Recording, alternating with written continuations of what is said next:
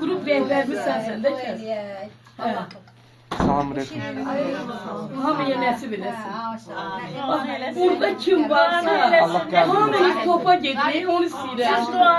Hoş geldiniz. Balalar, hoş geldiniz.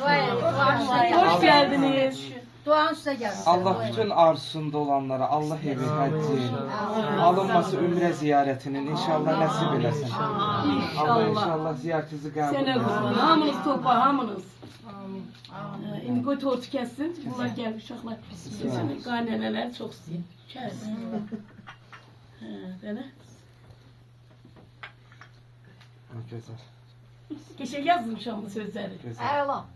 Kim bilsə yaxşıdır. Məhəmmədin, şəhid Məhəmmədin anası. Oturur orada. Çəkdə. O pişirdi.